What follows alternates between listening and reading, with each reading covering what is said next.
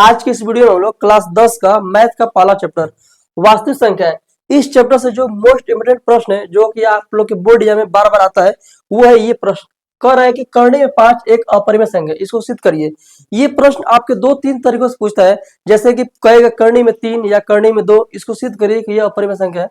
तो आइए हम लोग इस प्रश्न को करते हैं और ये आपके बोर्ड एग्जाम में कन्फर्म आने वाला है। ठीक, तो चलिए देखिए, सबसे पहले और हम लोग किसी भी सवाल को लगाने से पहले हम लोग इसको लिखते हैं हल। ठीक, क्योंकि यहाँ पे हम लोग लिखते हैं तो बहुत अच्छा लगता है और जो कि एग्जामिनर जो हम लोग अच्छा नंबर देता भी है। ठीक, तो हम लोग लिखेंगे हल। अब देखिए, जब कहेगा कि यह एक अपरिमेय संख्या है तो हम लोग इसका विरोधाभास मानेंगे, यानी उल्टा। उल्टा का मतलब कि हम लोग कहेंगे कि यह नहीं, यह एक परिमेय संख्या है। ठीक, तो हम लोग इसको मानते हैं। माना माना करनी में 5 एक परिमेय संख्या है। ठीक, तो हम लोग इसको मान लिए क्या, यह एक परिमेय संख्या है। ठीक, ठीक है बच्चों, तो परिमेय संख्या है। ठीक, ये बताइए, जब हम लोग इसको मान लिए कि यह परिमेय संख्या है तो इसलिए का मतलब एगो रहेगा ऊपर। ठीक, इसके बाद आएगा करनी में 5 बराबर पी बटा क्यू। आप कहेंगे कि ई बटा पी बटा क्यू काहे कि इसको लिख दिए। ठीक, तो देखिए हम लोग इसलिए इसको पी बटा क्यू लिखे हैं क्योंकि परिमेय संख्या को दर्शाने का तरीका होता है कि पी बटा क्यू के रूप में उसको लिखिए। ठीक, अब हम इसको लिख दिए। अब इसका हम लोग लिखेंगे कंडीशन।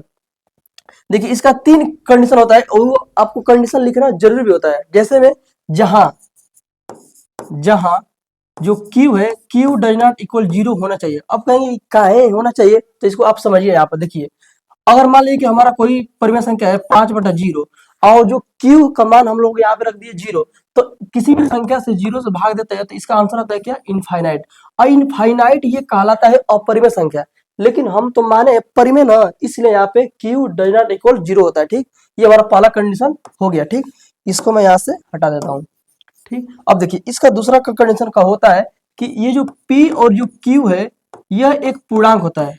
पूर्णांक का मतलब कि जो इंटीजर नंबर, जैसे कि 0 से लेके 1 2 3 4 5 6 7 8 ये माइनस तक ये सब ये होना चाहिए। ठीक, तो यहाँ से हमारा दूसरा कंडीशन हो गया। तीसरा कंडीशन आपको इसमें लिखना होता है कि P अकामा जो Q है यह एक सहअभाज्य संख्या। क्या है, सहअभाज्य संख्या है। अब इस सहअभाज्य संख्या क्या होता है, सहअभाज्य संख्या का मतलब सहअभाज्य संख्या सहअभाज्य होता है। ठीक, इसको आप लोग यहाँ पे लिख लीजिए। सहअभाज्य संख्या उसे कहते हैं जब दो संख्याओं का HCF एक होता है। एक का मतलब मान लीजिए हमारे पास एक 5 है और एक 3 है, तो ये बताइए ये दोनों संख्याओं का HCF क्या होगा। तो इसका HCF हमको निकालने के लिए हम लोग इसका अभाज्य करेंगे गुणनखंड।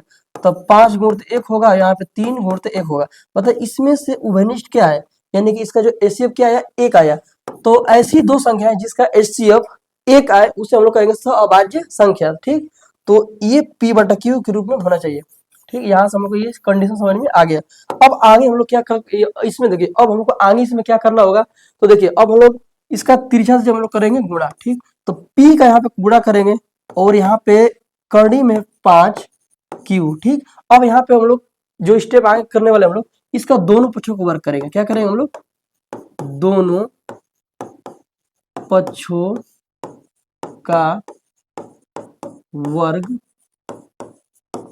करने पर। यहां तक आप लोग समझ में आ गया। ठीक, तो देखिए अब यहाँ पे करेंगे तो यहाँ पे क्या आएगा, p² बराबर, देखिए ये जो करने में 5 है ये आ जाएगा 5 Q का स्क्वायर। ठीक, अब देखिए यहाँ पे क्या हुआ है, जैसे में करनी में 5 है और यहाँ पे Q है, इसका जब स्क्वायर करेंगे तो स्क्वायर ये दोनों पे आएगा। तो जब स्क्वायर से ये करनी खत्म हो जाएगा और ये जो स्क्वायर है Q पे आ जाएगा, तो यहाँ पे हो जाएगा 5Q²। ठीक, यहाँ तक आप लोग समझ में आ गया। ठीक है, चलिए हम लोग आगे देखते हैं। तो हम लोग यहाँ से हटा देते हैं, आपको समझ में आ गया तो। ठीक, चलिए अब देखिए ये बताइए कि ये जो 5 है और जो Q है ये दोनों में क्या है, ये गुणा के रूप में है। जब गुणा के रूप में है तो ये जब बराबर के इधर आएगा तो कहाँ पे आएगा, भाग में आएगा। जब भाग में आएगा तो ये क्या करेगा, p² को 5 विभाजित करेगा। ठीक, तो हमको इतना समझ में आ गया कि ये विभाजित कर रहा है, लेकिन हम लोग इधर उसको लाएंगे नहीं, इसको मान लेते हैं हम लोग समीकरण नंबर 1 और हम लोग इसका कंडीशन लिख लेते हैं। क्या कि देखिए जो p² है ये 5 से विभाजित है। अभी मैं आपको बताया कि इधर आएगा तो ये भाग करेगा, तो 5 से क्या है, ये विभाजित है। ठीक, जब देखिए p² जब 5 से विभाजित है तो p भी क्या है, p भी 5 से p भी 5 से विभाजित होगा,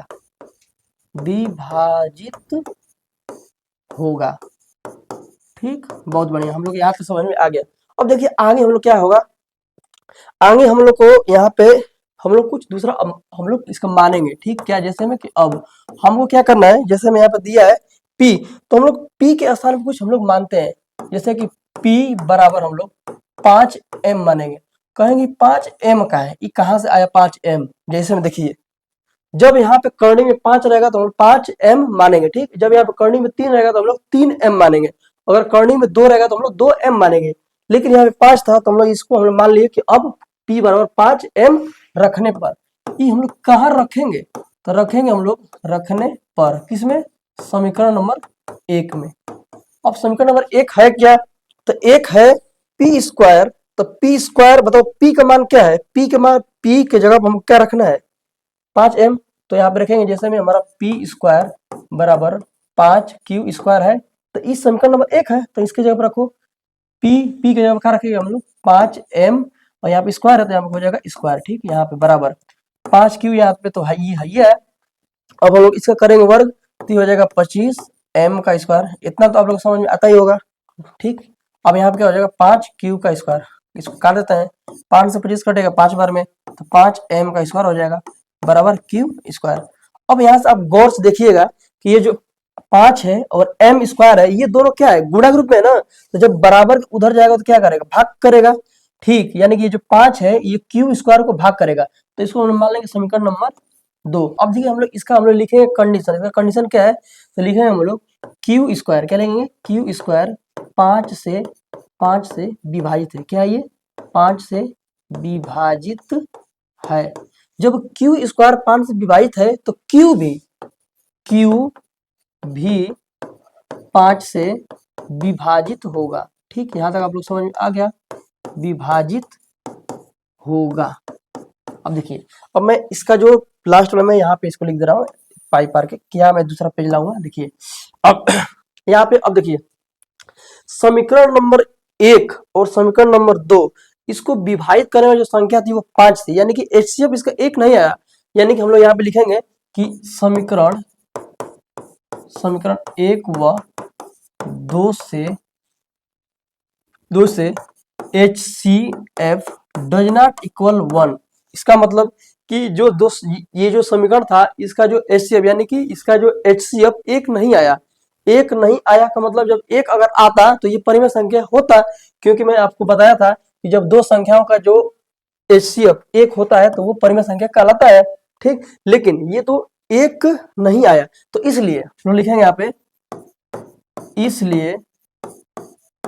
इसलिए हमारी जो हम लोग ऊपर माने थे, इसलिए हमारी मानना गलत है। हम लोग गलत क्या माने थे कि ये परिमेय संख्या है, यहाँ पे हम लोग माने थे ना, देखिए यहाँ पे माने थे कि ये परिमेय संख्या है, लेकिन यही हमारा क्या है, गलत है, इसलिए हमारी मानना गलत है, ठीक। इससे सिद्ध होता है, इससे सिद्ध होता है कि करड़ी में 5 एक अपरिमेय संख्या है, क्या ये एक अपरिमेय संख्या है। तो आशा करता हूँ आप लोग ये वीडियो बहुत अच्छा लगा होगा, ठीक। तो चलिए हम लोग इसका दूसरा प्रश्न देख लेते हैं।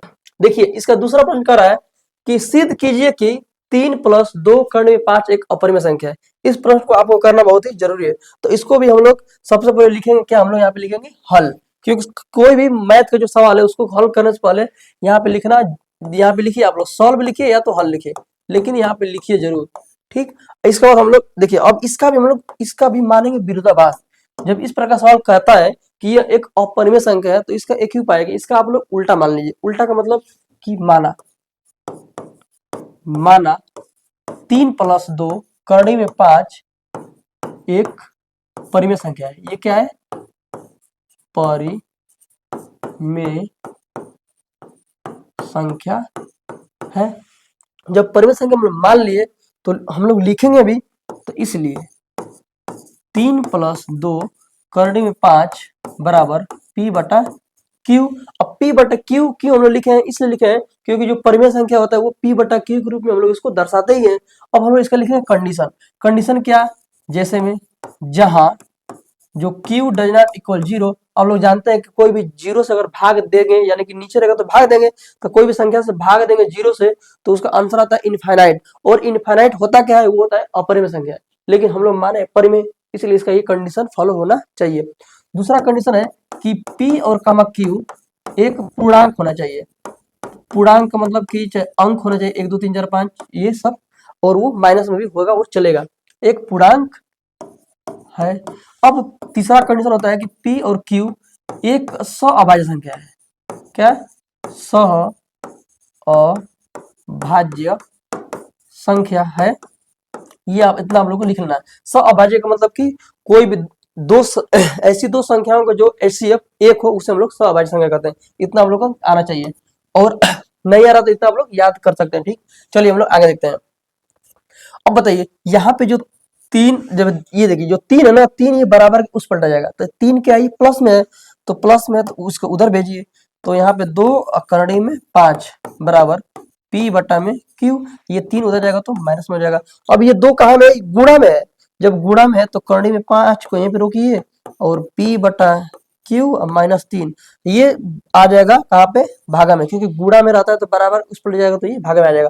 बस इतना करना और इसका हम लोग कंडीशन लिखना है। अब बताइए ये जो करड़ी में 5 क्या है, अभी हम लोग सिद्ध किए थे कि करड़ी में 5 क्या है, एक अपरिमेय संख्या है।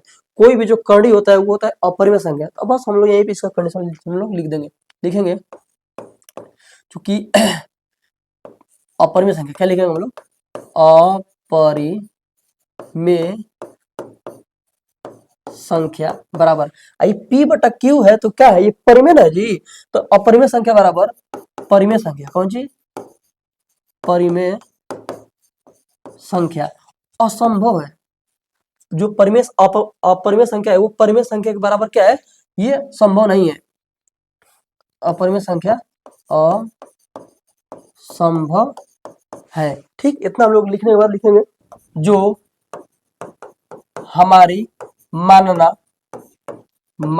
गलत है। क्या है वो, गलत है। क्या भाई गलत है, यहाँ पे जो हम लोग माने थे कि ये परिमेय संख्या, ये हमारा मानना गलत है। जब गलत है तो जो हमारी मानना गलत है, इसलिए